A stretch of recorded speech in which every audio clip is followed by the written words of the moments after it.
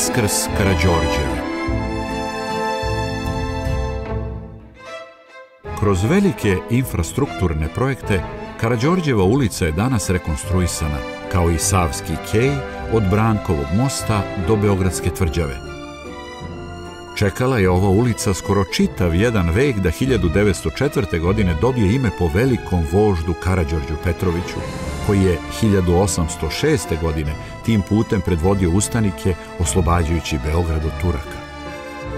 Premeštanjem varoškog groblja iz 1828. godine na Tašmajdan, grad se otvorio ka savskoj strani i knez Miloš Obrenović odlučio da upravo tu, gde je danas Karađorđeva ulica, osnuje novo srpsko naselje na Savskoj padini sa upravnim zgradama nove srpske države. Knez Miloš je naredio rušenje tadašnjih trošnih kuća i iseljavanje žitelja na Palilulu, a posle njegove naredbe da se tu nastane trgovci, taj deo grada postaje glavna trgovačka četvrt Beograda. Tako je, nekad malo i zapostavljeno pristanište na Savi, postalo glavna kapija Srbije ka evropskom tržištu. Uvođenje parobroda omogućilo je dalji razvoj trgovine na maloj pijaci, dok su izgradnja pruge i zgrada železničke stanice 1884. godine stvorili od Beograda važnu tranzitnu tačku na putu između Evrope i Srednjeg istoka. I još jednu revoluciju u saobraćaju, ali na nivou grada, donelo je uvođenje tramvaja. Od 1892. godine, kada su uvedeni tramvaji na Konjsku vuču, deo linije broj 2, kultne dvojke, prolazio je Karađorđevom. Nakon samo 2 godine uvedena je električna tramvajska mreža, što je Beograd smestilo među prve evropske gradove opremljene tom novotarijom. Karađorđeva ulica tako postaje svedok jačanja Srbije i Beograda, što pokazuju graditeljski poduhvati koji su bili ogledalo ekonomskog i kulturnog uspona. Početkom 20. veka ulica je regulisana, u njoj se otvaraju poslovnice svih banaka, a cena kvadrata bila je 5 puta skuplja nego u Knez Mihajlovoj ulici. Do početka Prvog svjetskog rata u toj ulici se grade izuzetne građevine kao što su Beogradska zadruga, hotel Bristol i kuća porodice Vučo. Značaj Karađorđeve počinje da opada posle 1918. godine, jer se trgovina preselila uzbrdo u gornje delove varoši.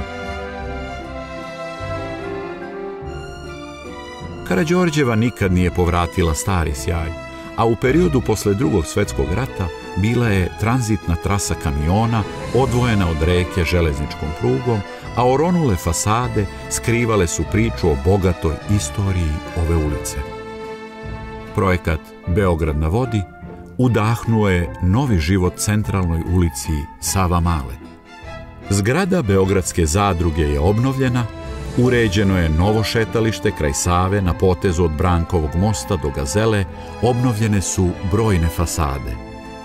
Još uvek na obnovu čeka stara carinarnica, čuvena Đumrukana, gde se 1841. godine nalazio teatar na Đumruku, prvo stalno pozorište u Srbiji.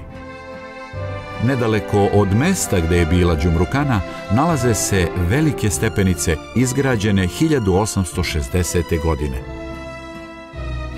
Dok je pratio svoju sestru Perku Bajić do Savskog pristaništa, knez Mihajlo Obrenović je shvatio muku građana, koji su do pristaništa morali da se spuštaju uskom, krivudavom i strmom stazom, pa je odlučio da o svom trošku izgradi kamene stepenice i novu kaldrmu do Save.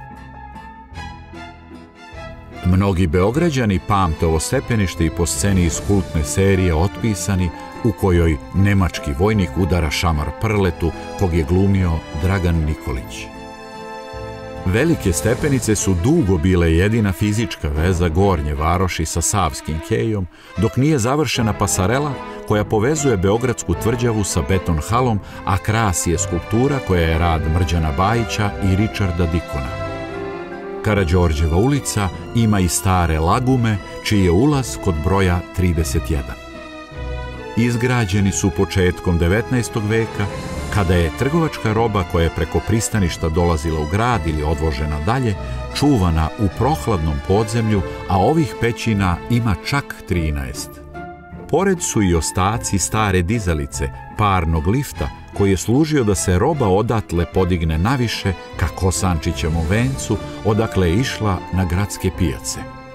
Rekonstrukcija Karađorđeve ulice nije samo uređenje tog dela centra grada i obnova naše tradicije, već i ponovo uzdizanje te ulice i Sava Male, koji postaju novi centar Beograda.